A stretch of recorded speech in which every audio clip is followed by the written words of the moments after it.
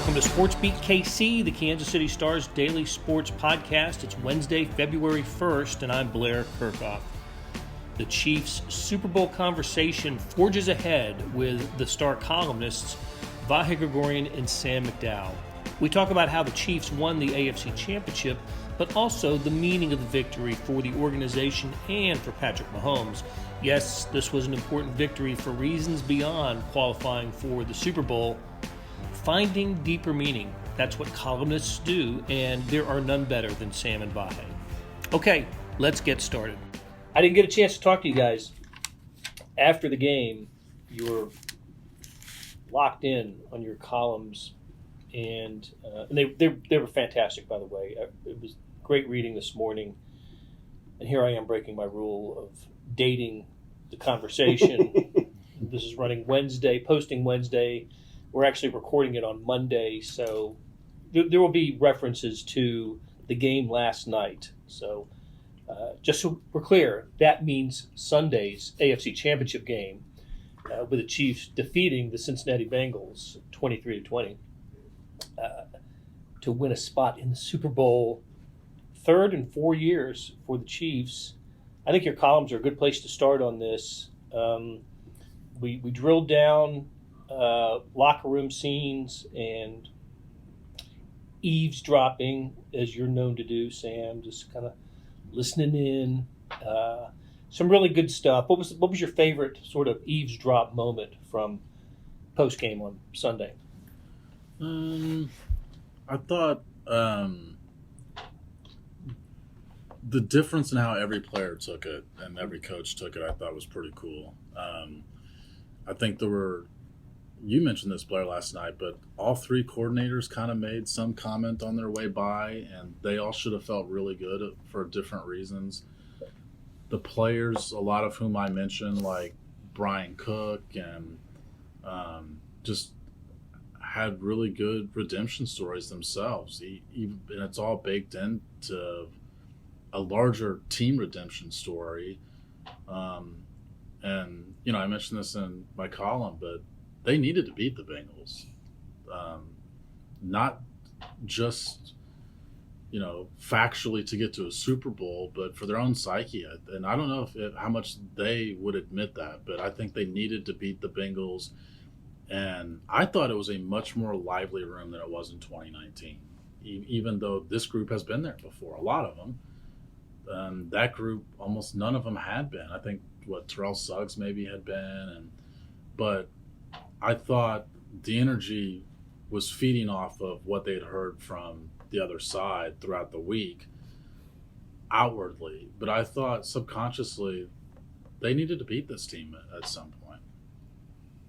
You thought that too, didn't you? Absolutely. And it's funny, the different sorts of images. We were in different places. It wasn't where Sam was at that point in the locker room. But in the hallway, one of the first sights we saw was coming around the bend after we came off the elevator. Brian Cook with his family, just his face flooded in tears. Yeah.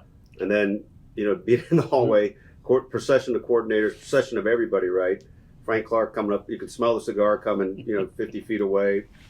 And just that sheer level of emotion. And I think it comes from, I don't know what the right word is, right? But I don't know if deliverance means this, but throwing this off their backs, and not just to beat the Bengals, right, but to kind of reassert where they are in the order of things right now. I think we've been for 5 years saying, well, it's open-ended. Chiefs will be perennial contenders in the Mahomes era, and largely they have. But you lose a fourth in a row to the Bengals and second in a row in an AFC Championship game. I think. No matter how you slice it, the Bengals are the team. I just think this reopens the feeling of they are right in the thick of it always. And the way it happened did that too, right? With all the redemptive stories. Even Chris Jones is redemptive, right, in a sense. I mean, he had this monster season, but to do it in the playoffs this way and for what it took for Patrick to do this with all that at stake, it's pretty amazing story, really. And especially, we were talking about this before we started, right? And I don't know if we thought this would be a transitional season, but when they made the Tyreek Hill trade, I think the general sense was, at least in the moment, one step up for two steps back. One step back for two steps up later, but didn't really play out that way. Not yet. I mean, it's and we'll see if Tyreek Hill leads the Dolphins to Super Bowl success. But the early returns are Brett Veach pulled off a brilliant move and secured a continued bright future for the Chiefs. So all this is happening. The post game celebration,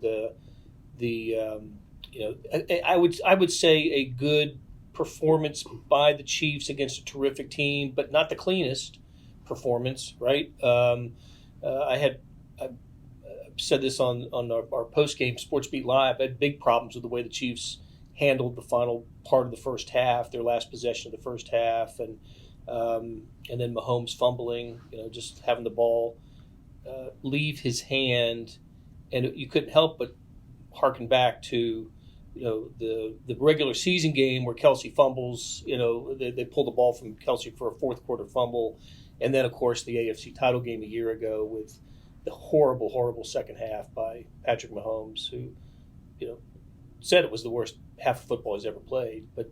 But the other thing, so many things strike me about the game, but one thing I think we should discuss is how they got this done with as many injuries as they had. And the walking wounded and the wounded who couldn't go. It was pretty amazing.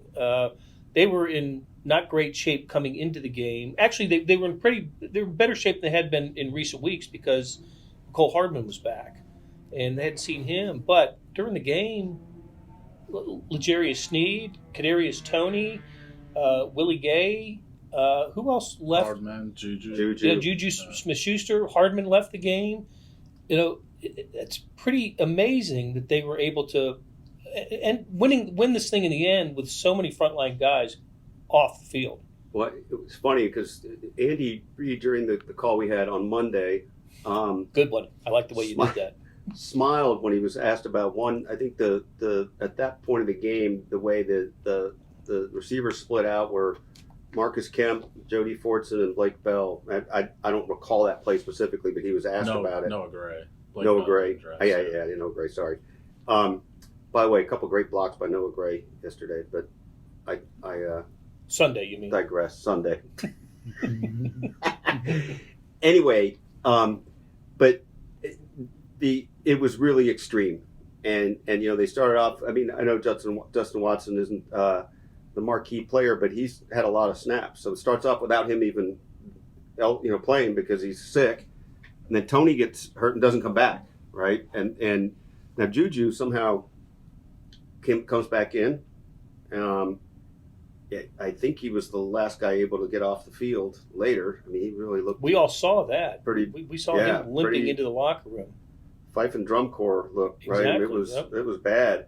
So anyway, I'm getting away from your point, Blair, but the idea of patching it together with what they had to do it with it does boggle the mind, really. I mean, how resourceful do you have to be to figure out this is the way to do it? And resourceful with a lot of other stuff going wrong, right? And I think when you were talking about that, the parallels to last year, I mean, there was a point late in the fourth quarter where the punt, putting the ball in Joe Burrow's hands, you're thinking that they're mismanaging the end of this half too. And it looked dire. Yeah, for the first 59 minutes, it felt incredibly similar to the last three Bengals games we covered, to where we could just apply our previous coverage, previous podcasts, and just have the exact same conversation. I do think Andy Reid probably factored in he's missing receivers. Patrick Mahomes re-aggravated that ankle injury twice in the second half, he told us. Once was really obvious on the throw across his body to hit McCole Hardman. He said the way he had to plant on his foot, and then the fumble when the ball slipped out of his hands when he's fighting for the ball as well.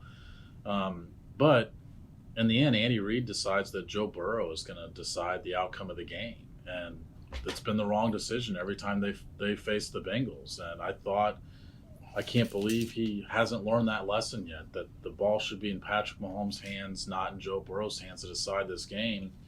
and his defense bailed him out of that decision. And that's probably as much as the big picture arc of this whole thing, because it's the Bengals, because it's a quarterback getting back to the Super Bowl, all these unsung heroes. The storyline that probably hasn't got enough attention from Sunday is how different the defensive line was compared to every other. That's the one change of these 4 matchups, is the Chiefs' defensive line, and Chris Jones in particular, dominated the game up front. Really got after it. Chris Jones had a fantastic game, 2 sacks, but Frank Clark 10 pressures. Yes, Chris Jones had 10 pressures. Yeah, I'm sure. I haven't seen the PFF grades. I'm sure he'll be the highest graded player in the game, if it's not like Marquez Valdez-Scantling, who had a terrific game on offense. But Chris Jones absolutely, I think, was the best player on the field for the Chiefs. And I thought he was the best player on the field for either team. Yeah, I wouldn't disagree with Listen, that. going against an offensive line that was not in the best of shape with the Bengals, nevertheless. That's happened. That's been part of the story every year. The Bengals just don't block other teams well, and That's how they lost the Super Bowl last year. Yeah, and it's somehow the Chiefs haven't taken advantage of it. And look, they kind of disappeared early in the second half because they had 4 sacks in the first half, and then they were pretty quiet, which was another reason why I didn't agree with the punt. But then his defensive line came through. Yep. And, Chris Jones maneuvering himself to the outside in the last play because he had seen something earlier in the game that said, hey, if I move outside based on their alignment, I should get one-on-one here. And I also think that's a credit, though, to Carlos Dunlap, who had a good game himself, to say, yeah, I'll do what's best for Chris. I mean, a guy that's had over 100 sacks in his career is saying, yeah, I'll do what's best for Chris Jones here. I am looking at the PFF grades. The top 3 graded guys for the Chiefs: Chris Jones, Mike Dana, Carlos Dunlap. Wow, how about that? I knew Dana had a good game. He was Clark's first sack was because Dana got to him first. You talk about a guy who's willing to move inside. Mm-hmm. He's shown an ability this season. I do think this is a credit to Steve Spagnuolo and probably Joe Cullen as well. Spags has been willing to move edge rushers to the inside to get quickness on passing downs, and that's really benefited Michael Dana this year. He's probably, a short list of guys who we haven't talked enough about this year, because Michael Dana's had a pretty good year. Not out of nowhere. I mean, he's been here for a while. 3 years now. Yeah. Yep. But good on him for. I didn't realize he had graded as well as he did. That's good. Fantastic. Let's talk a moment about Mahomes and 29 of 43, 326 yards, 2 touchdowns.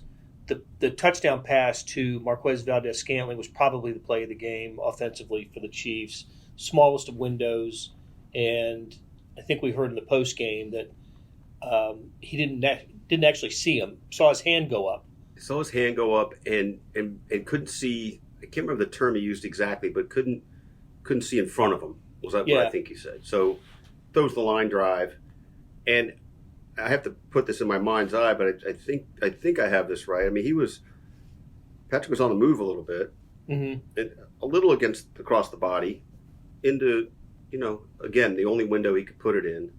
I liked Marquez's statement about that Patrick has eyes all over his head, on the back, just all over his head. But that was kind of a vintage Mahomes play on a day where he didn't have his stuff, basically, and that really was.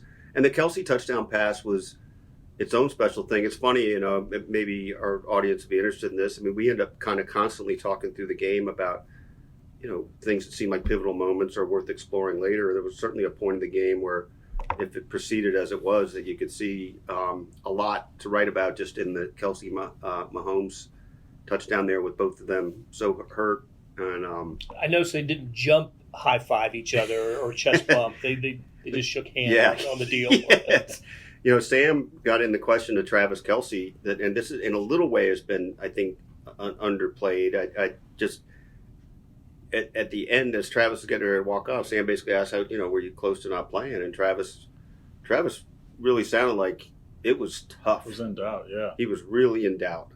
and obviously grateful to the training staff, but also his last line was interesting. I think he said something. The words were to the effect of, "I don't know where I'd be emotionally if I hadn't been able to play in this game." Yeah. So but I sensed from that it was, no simple thing that he was going to get to play, and we saw him on the field before the game. It is, it's 15 degrees, and who knows what the wind chill factor was at the time. But he's out there in shorts and in a light long sleeve shirt, but he's running routes, and it looks like he was testing his back. And under the watchful eye of Rick Burkholder, I saw them fist bump. After Kelsey had gone through, whatever calisthenics he needed to do to make sure he was okay. But that said to me that it wasn't a done deal that he was going to play on Sunday. That he needed to go out there and test. So that was quite a jolt to everybody to see his name pop up on the injury list Friday afternoon as we're about to shut it down at Arrowhead, and all of a sudden he's listed as questionable for Friday. First time he'd shown up on the injury list all week. The third most snaps he had played all year was Sunday night too. So it's not just that he played sparingly. I mean, he caught 7 of his 8 targets, had the touchdown play. It looked like that touchdown was the result of 2 guys who knew each other really well, because I think, Blair, you were the first one to point it out that Juju Smith-Schuster was wide open, and that looked like option A. Mm-hmm. Underneath for what would have been a first down. Yeah, it looked like what went through the quarterback's mind at that point is, well, Travis Kelce's supposed to just take a couple of defenders with him, because usually he does. So they tried to clear out space underneath. Only one defender follows him, though. There was some confusion and miscommunication between the Bengals secondary pre-snap. And so Mahomes just says, well, I know Juju's open, but I got one-on-one with this guy in the end zone. Why not just go for it all here? It's funny, by the way, just lost in the shuffle last night, where the hook and ladder, the one they ran and the other one where it almost looked like a Kelsey option, or whether they're just faking it. I think you're right, Bud. That's how crazy that game was, is that nobody even asked anybody in the post-game news conferences about either of those plays. I don't remember last time I saw a hook and ladder at all, but in a less than emergency situation, right? Travis Kelce ran it in Detroit. LaShawn McCoy was ready for it. Yep. But was it? But it wasn't called. I think it was just. He had not even come down to the ground to technically secure the catch yet before he was pitching it. Before he lateraled the ball, yeah. But Blair, I think to your Mahomes point, I really think this is like a legacy type 2 back-to-back games for Patrick Mahomes. I think if the guy wins 4 Super Bowls, this is the one we're going to be talking about most, because of his injury, of the fact he got through that game with an injured Travis Kelce and with 3 of his receivers actually out of the game, and also because of how last year ended. He beat the team that knocked him out last year, that we talked all off season about, and I thought the result of last night was going to really be a significant piece of the Patrick Mahomes career story anyway. But the fact he won on what seemed like one ankle, but it goes back to what we talked about last week with the Bills game last year. It's only going to have that sort of feeling if the Chiefs can actually follow through and beat the Eagles. The Cincinnati mayor's comments notwithstanding, Joe Burrow had not lost to Mahomes. And even though Mahomes has the ring, he has 1 MVP, and he's on his way to winning a second one, he's got the better career numbers. But if Cincinnati had won on Sunday, I don't know how any reasonable person could say that Patrick Mahomes is a better quarterback than Joe Burrow. Or at least you can have the argument. Yeah. You can have the discussion. And we've all been sort of operating under the belief that Mahomes is the best quarterback in the NFL. He doesn't win it every year, but he has his team there every year. He wins a division every year. Aaron Rodgers didn't do that. Brady did that. So Brady's certainly toward the very end of his career. Patrick Mahomes is the new, king of quarterback in the NFL. If he'd gone 0-4 to Burrow, I know we've touched on it a little bit, but that is also part of the legacy question answered. Yeah, I think look, Joe Burrow is still operating with the benefit of the rookie contract. So he still has Jamar Chase also on a rookie contract. Ooh. He still has T. Higgins also on a rookie contract. It'll be interesting to see what becomes of the Bengals once these guys need to get paid, because that's what has been unique about the Chiefs is the Bills challenged them 2 straight years, once in the AFC Championship game, once in the divisional round. They really challenged them with Josh Allen under a rookie contract. They had to pay Josh Allen. The Bills didn't make the AFC Championship game. The Bengals are still in that world right now. So are the Eagles. Mm-hmm. So are the Eagles with Jalen Hurts. Those are usually the teams that have this sustained playoff success for 2 to 3 years. The Chiefs are the outlier in the fact that they're still doing it with their guys getting paid. Travis Kelce's getting paid. I think we all think he's probably underpaid when you look at his value. Patrick Mahomes, by this time next year, I think will be pretty severely underpaid, but he's not on a rookie contract. So Jones is the one that.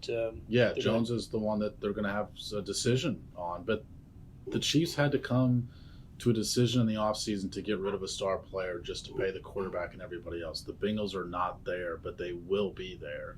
And for Joe Burrow to be in that Patrick Mahomes echelon of quarterback, I think he's going to have to prove he can do it after they have to make those tough decisions as well. That's a great point. And really just also if he can do it then, to actually win the Super Bowl is something different. And I think, we're at this point now where we're asking about what the distinction between winning a Super Bowl and multiple Super Bowls in a quarterback's legacy. I haven't studied this number since this happened, but I'm making this up, but I have to figure 35 or so, 40 quarterbacks won one.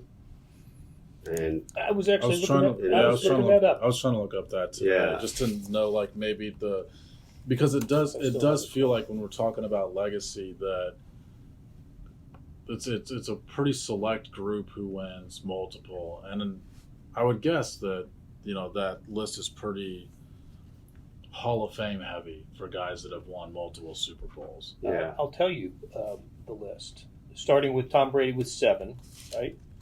And then it drops to 4, Terry Bradshaw and Joe Montana. 3 is Troy Aikman.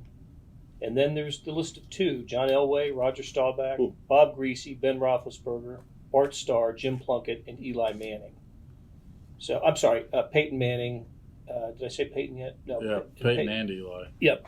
So that's the list. All of them, all are in the Hall of Fame that are eligible to be in the Hall of Fame except for one. Jim Plunkett's not, and Ben Roethlisberger and Eli Manning, I think, will be in the Hall of Fame. So those are your multiple Super Bowl winners. So how many was that?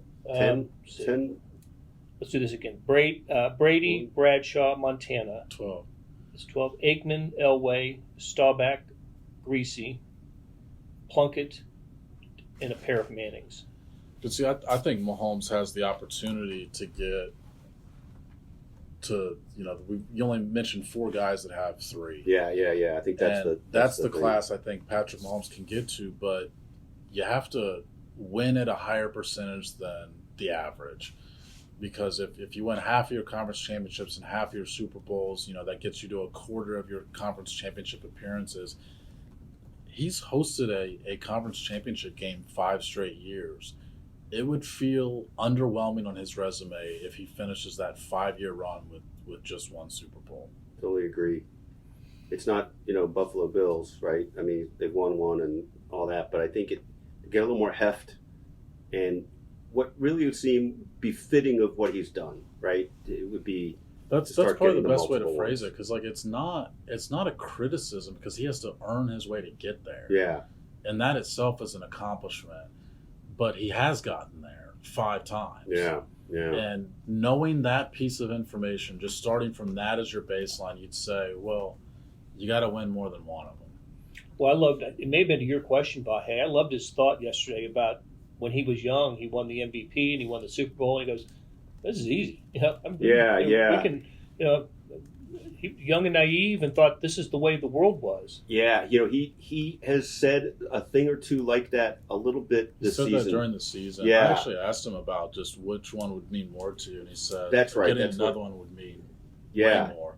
He also said Sunday night that he he said, "Listen, I've been to the Super Bowl. I've won it and I've lost it, and it feels a hell of a lot better to win it." Which, as much as it's saying the obvious, the delivery of it was, I remember the way it felt when I lost the Super Bowl. Absolutely, and I think he was allowing himself the plateau if we got there, in how he phrased it. But I think the psyche will begin turning to, can't let that happen again. But it is interesting, and it certainly registered with me anew the way he put it last night. Just because you're right, you walk into the NFL, you're the MVP the first year, you're doing things that are off the charts, and then you just win the Super Bowl the next year. And I mean, I don't think the way he phrased it made it sound like I thought it was easy. He didn't mean that. He just meant he thought it's going to always happen. Right.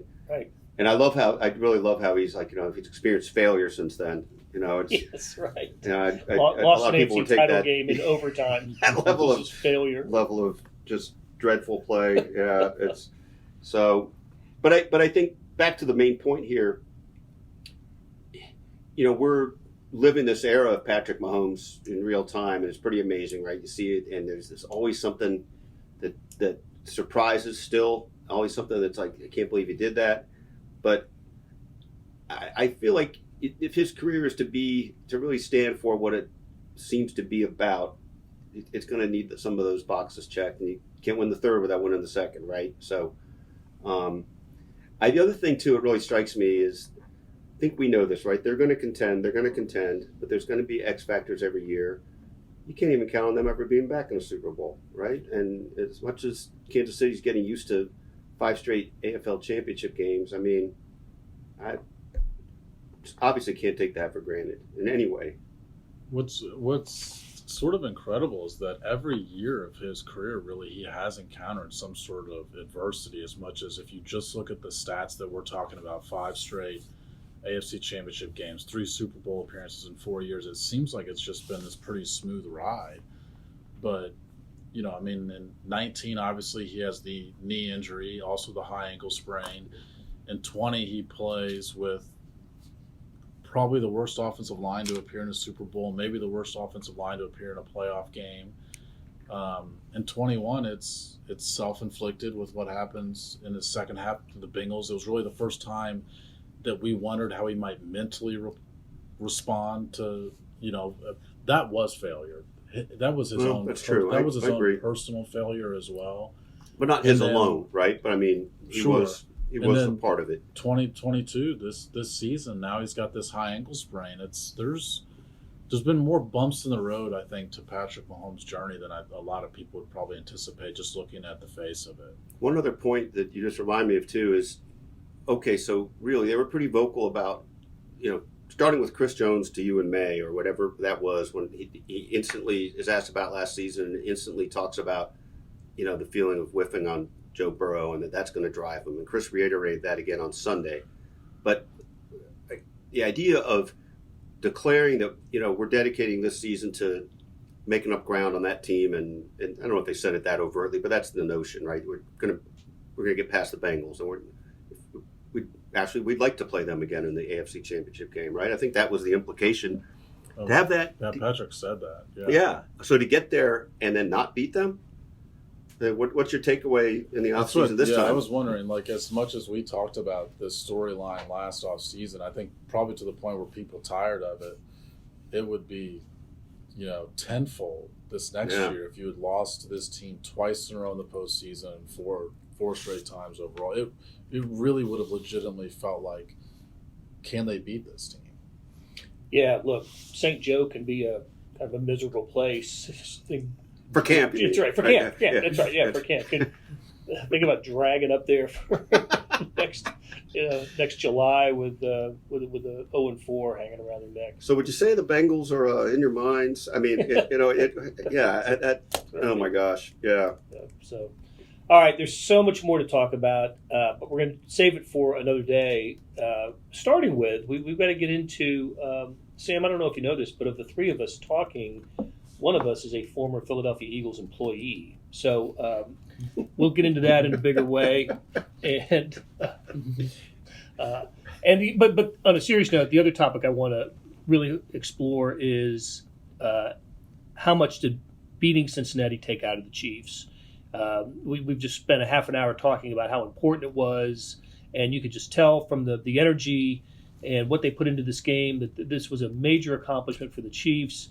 And now they've just got, as a reward, they get the biggest game of the year coming up. And let me interject something on that real quick, because I think I've thought about this before, and I don't know if you guys would agree with this, but I think one of the reasons they lost that game to the Bengals last year was just being emotionally depleted by the Bills game. That the game of all games, the game of a lifetime, and getting back in the either, whatever the emotional wear and tear was, fatigue, all those things, having their heads right in a certain way. I've wondered before how it would have played out if they had a week in between on that game. Sounds like a column, Vahe. It does sound like a column. Let me jot that down on this list of 37 things or so we're exploring all afternoon. All right, much more to talk about with the Super Bowl coverage in the Star, the print product on kansascity.com, and with our SportsBeat KC podcast and live streams. So stay with us, will you, all week long and into next week when all of us will be in Glendale, Arizona at the Super Bowl. That'll do it for today. Thanks to our producer, George Howard, and the SportsBeat KC staff of Jeff Rosen, Scott Chasen, Monty Davis, and Randy Mason. Tip of the cap to Sam McDowell and Vahe Gregorian for sharing their insights. The Star and kansascity.com has you covered during the Chiefs Super Bowl run. Also, check out the Morning Sports Edition. It's full of stories from Kansas City and Philadelphia about the big game and everything else going on in sports, like the KU victory over Kansas State in a battle of top 10 teams on Tuesday night. Go to liveedition.kansascity.com. See what I'm talking about. Thanks for listening, and we'll be back soon with another SportsBeat KC, where we talk sports in Kansas City every day.